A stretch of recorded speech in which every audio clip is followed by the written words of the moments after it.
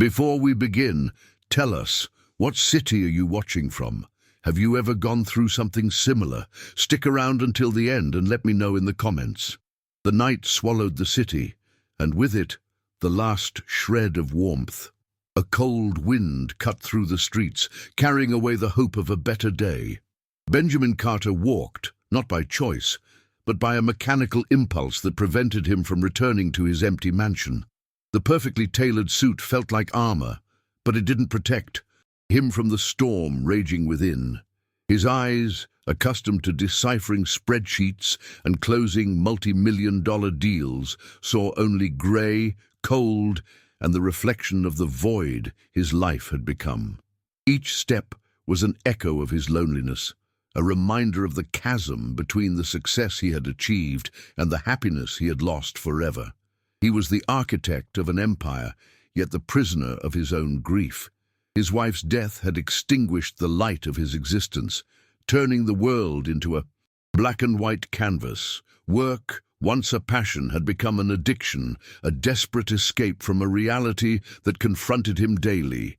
The money, the cars, the luxurious mansion, everything was a useless ornament, a golden coffin where he buried day after day the memory of a love that didn't have time to fully blossom. He was a man who had everything but possessed nothing, a king without a kingdom, a general without an army, a ghost wandering through a world he himself had helped build. The urban landscape, with its imposing buildings and gleaming cars, was a testament to his greatness, but also to his insignificance. He was the main gear of a machine that moved on its own, indifferent to his pain. The smell of gasoline and the neon lights, once synonymous with life and progress, now seemed like symbols of a future he no longer wanted to live. The fine rain that fell on his face wasn't just water, but frozen tears from a sky that seemed to be crying with him. Benjamin Carter was a man of numbers, but the only count that mattered was the time he had left, a time he didn't know how to fill. Turning the corner, the noisy metropolis gave way to an oppressive silence. A damp, dark alley, the kind of place he only saw from the window of his armored car. The air was heavy, smelling of garbage and moisture. His feet led him to a place where humanity seemed to have been forgotten. It was in this scene of desolation that his gaze, for a brief moment, stopped looking inward and turned towards the darkness, a blur of color and fragility, a point of life where nothing else seemed to exist, breaking the monochrome of his pain. The image hit him like a punch. In the back of the alley, sheltered by shadows and the city's indifference, was an old cardboard box. Inside, curled up like a dry leaf waiting for the wind, a little girl was sleeping. Her tangled hair and dirty clothes didn't hide the fragility of her body, the innocence of her face. In her arms, a teddy bear, dirty, and missing an eye, was her only confidant, her guardian. It was a sight so brutally real that Benjamin Carter had to blink as if he were seeing a mirage. That alley wasn't just a place, it was a portal to his own conscience, a showcase of the world's cruelty, a reality that he, from his throne of wealth, had ignored for so long. Even in her sleep, the girl exuded a tired serenity, a maturity that didn't match her young age. It seemed she had already fought internal wars much greater than the one he was fighting in his empty mansion. With each rise and fall of her chest, a new and painful reminder that her life was a constant struggle, a dance with hunger and cold. The teddy bear in her arms was more than a toy. It was a shield against loneliness. That small piece of fabric, faded by time and use, was worth more than all the works of art in his private gallery. It was the love that life had stolen, the only thing she had to embrace. He tried to walk away. Her pain was palpable, and the guilt, a slow poison running through his veins. He, the man who commanded the destiny of thousands, felt powerless, minuscule. The encounter was a direct affront to his perfect life, to his useless wealth. He needed to leave, to return to the bubble of comfort he had built. But an invisible force held him there, motionless, an invisible rope pulling him to the edge of a cliff. The heart he thought had died suddenly showed small signs of life, beating with a frequency he hadn't felt in a long time. His body turned away, but his eyes remained. The image of her was etched on his retina. It was then that he heard it, a light, almost inaudible murmur, lost in the distant sound of the city. "Mommy, are we going to have a real home?" The phrase was simple, but its echo hit Benjamin with the force of thunder. It wasn't a question, it was a longing, a silent plea that life seemed to ignore. That very phrase, spoken by an unknown child, was the same one his wife had whispered in his ear years ago. The same hope, the same search for a home they never had time to build. The weight of guilt hit him with full force. He, who had built empires of concrete and glass, hadn't managed to build a home for his wife. The promise of a family, of a house full of laughter, of a life together, had been traded for another contract. Another project, another zero at the end of his bank balance. The echo of his wife's voice mixed with the girl's murmur, creating a symphony of regrets. The alley was no longer just an alley. It was a confessional where his sins were revealed in a cruel, raw way. As he cautiously approached, he noticed something that intrigued him. A hospital wristband on her pulse, the date blurred by time and dirt. The small wristband was an enigma, an invitation to unravel a story that connected to his in some way. The mystery, the pain, the innocence, the injustice, everything mixed in a scene that was more than a portrait of misery. It was a mirror reflecting his own soul. That alley, that girl, that one-eyed teddy bear, they were proof that life, no matter how hard he tried to hide, continued to demand payment for a past he had tried to bury. The alley was behind him, but the image of the girl, curled up in the cardboard box, became a parasite in his mind, devouring his peace. Benjamin Carter tried, in every way, to ignore the sight, to rationalize the situation. "It's not my responsibility. The city has social services for that," he muttered to the silence of his car, but the words sounded empty.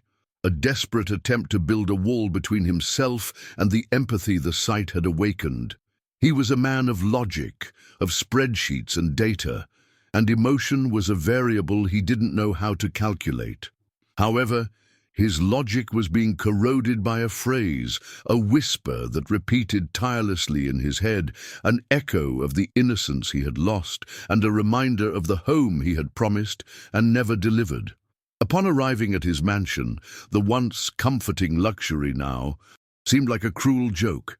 The cold marble floor, the impeccable furniture, the works of art that filled the walls, none of it could fill the void that had opened in his chest. The image of the cardboard box was superimposed on his leather armchair.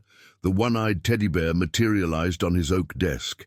The life he had built, solid and unshakable, was being shaken at its foundations by a reality he had never allowed to touch him. He tried to focus on his work, but the spreadsheets turned into children's faces, the statistics into silent tears. A sense of déjà vu overcame him. In his office, he picked up a photo frame with a picture of his wife, Helena. Her smile, so alive and joyful, made him feel the pain of loss, as if it were the first time. He remembered a conversation years ago about adoption. "Benjamin, what's the point of building an empire if we have no one to love? What will we do with all this money? The true legacy, the true wealth, is the love we leave in the world." At the time, he had promised they would have a family, but only after closing this big deal. The promise was lost among contracts, and the opportunity vanished with her life. He felt like a fraud, a man who had sacrificed love for power, happiness for wealth. The ghost of his wife haunted him, and the face of the girl in the alley was a reflection of his failure. He had promised a home, a family, but the only thing he built was a castle of loneliness. Her voice in his mind, repeating her longing for a family, seemed like a hammer breaking the windows of his soul, an emotional torture he could no longer ignore. The protective instinct he thought had died with Helena suddenly awoke. Guilt consumed him. With each passing second, the image of the girl in the cardboard box became clearer, more real. He knew the right thing to do would be to go back, to look for her, to try to understand her story. But fear paralyzed him. Fear of being confronted with the pain he had ignored. Fear of having to face the injustice that he, with his wealth, could have prevented, but didn't. He tried to justify to himself that the girl was just another case, that the world was full of children like her, but his soul knew that this particular girl was a mirror of his own pain. He got up, went to his office, and grabbed a bottle of whiskey.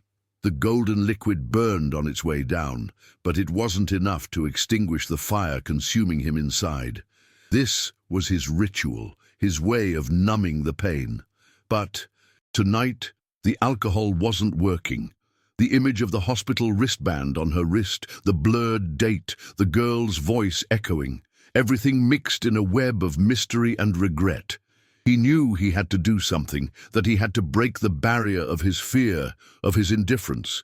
He had to leave his comfort bubble and go towards that girl's pain. The next morning brought the grey of the rain and the same pain that had consumed him the night before. The alley looked different in the daylight, less sinister, more real. The cardboard box was no longer there, but the mark it had left, a damp rectangle on the asphalt, was a scar on his memory. Benjamin Carter knew he couldn't go back to his old life. The image of the girl had become a lighthouse, a guide for his redemption.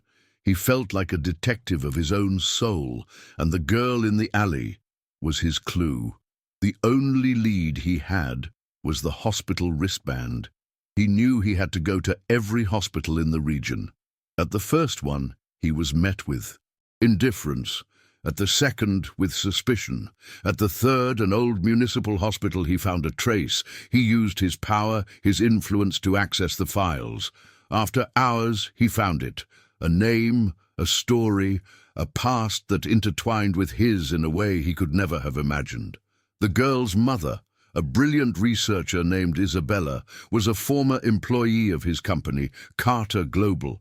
She had been fired years ago after being diagnosed with a terminal illness. Her story, somehow, had been erased from the records, an act of cowardice and bureaucracy that he, as CEO, had allowed. The news hit him with the force of a hurricane. He had contributed to that child's fate. The guilt, once a whisper, was now a deafening scream. He felt like a monster, a man who had hidden behind numbers and contracts while the lives of a woman and her daughter fell apart. He had failed as a leader, as a human being. The girl's wristband was no longer a mystery, but a cry for help that he had ignored. Benjamin's journey continued. He discovered that his wife, Helena, knew Isabella. They had worked together on a social project. He found a diary of his wife's, a diary he never had the courage to read. On the cover, Helena's handwriting, "True success is the ability to touch someone's heart." Inside, he found notes about Isabella, about her illness, about her struggle. Helena had tried to help her, but the company's bureaucracy, the same bureaucracy he commanded, had prevented her. The pain of guilt mixed with the pain of longing. He felt his wife's presence beside him, as if she were guiding him. She, who had always been a beacon of kindness, had left a trail of light for him to follow. Helena's notes were proof that he wasn't alone on his journey. He found Isabella's address, the last house she had lived in. It was a simple apartment in a neighborhood forgotten by prosperity. Upon arriving, he smelled the scent of a recent past. An elderly neighbor received him, and he felt the pain and compassion in her eyes. She said Isabella was a good woman, but that the illness had consumed her. The neighbor also spoke about the little girl, Lila. She said Lila was a quiet but wise child. The neighbor, with a choked voice, said that Lila always talked about her mother. She told me that her mommy went to a star and that she would take care of her from there. The neighbor's words were like a ray of sunshine in the midst of the darkness. Love, hope, innocence, all mixed in a feeling that Benjamin hadn't felt in a long time. He felt unworthy of being there, of hearing that story. He had been the architect of that pain, and now he was confronting the consequences of his choices. Benjamin asked about the girl, where she might be. The neighbor said she'd been taken to an orphanage. She showed him a drawing that Lila had left for her. It was a simple drawing, with a smiling sun and two figures holding hands, a woman and a child. The signature was Lila's, and below it, a phrase, "We're going to have a real home." Benjamin's heart tightened. The same phrase he had heard in the alley, the same phrase his wife had whispered in his ear. The phrase was a link, a bridge between the past and the present. It was proof that life, no matter how hard he tried to hide, continued to give him a second chance. He knew he had to act. He had the name of the orphanage, the address, but fear still paralyzed him. What would he say to her? How would he explain that, in some way, he was responsible for her pain? He felt like an intruder, a usurper. He had been the villain of his own story, and now he needed to become the hero. Benjamin's journey wasn't just about finding the girl. It was about finding himself. It was about confronting the past, the present, and the future.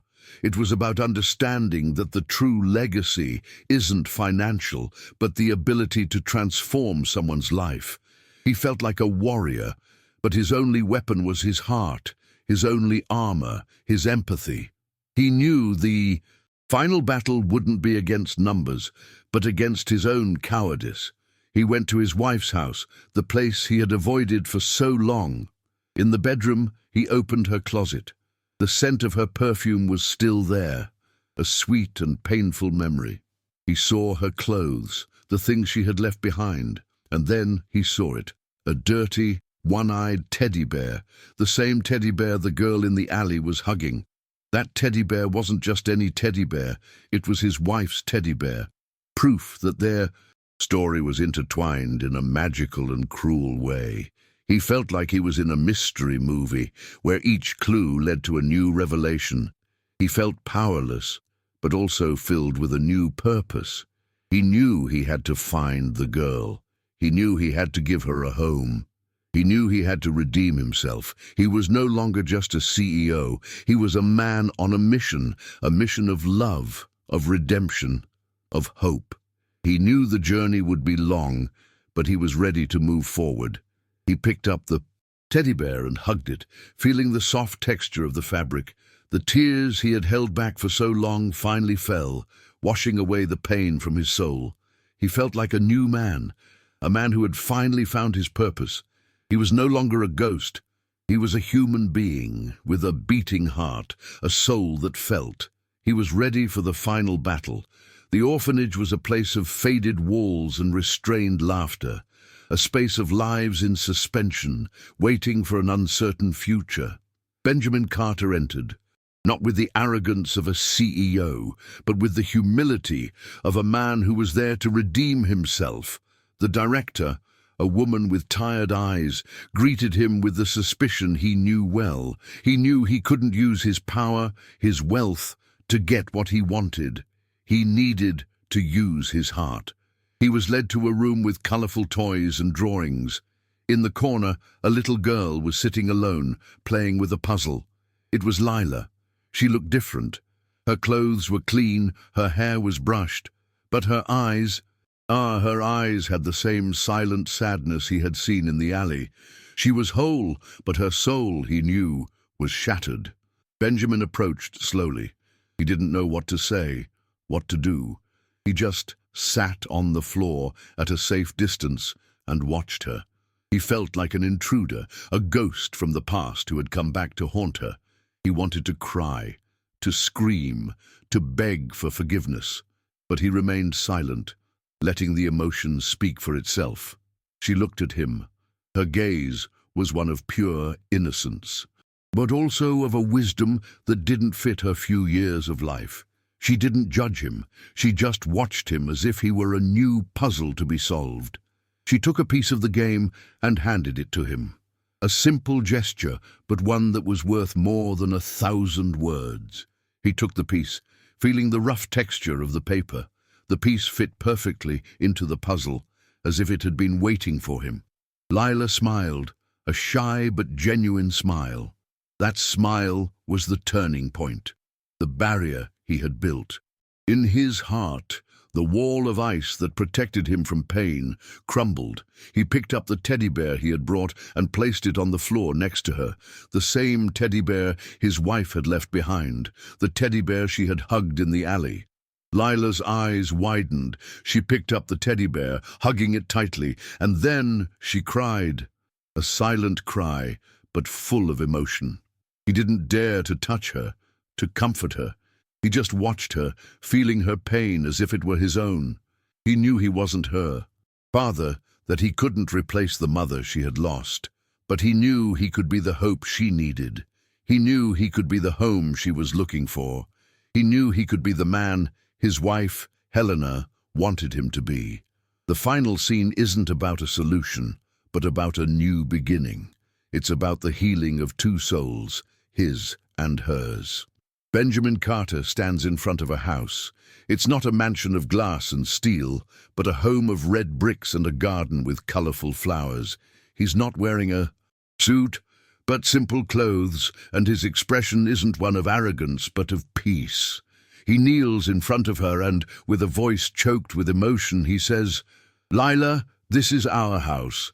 We're going to have a real home." She smiles, a smile that illuminates his soul, a smile he never thought he would see again. She takes his hand, the hand that once only knew how to sign contracts, and squeezes it with affection. The final image shows Benjamin and Lila holding hands, looking at the house. The sun sets, painting the sky with shades of orange and pink. The wind blows gently, carrying away the pains of the past. The image doesn't need words. The transformation is visible in Benjamin's gaze, in the hand he holds, in the smile he gives. The pain of the past has turned into hope. Guilt has turned into love. The void has turned into a home. If this story touched you, share it with someone who needs to hear this today. And if you've ever experienced something like this, tell me in the comments. Your story might touch someone else too. And if you want to hear more stories like this, subscribe to the channel. There's a lot of beautiful stuff coming your way.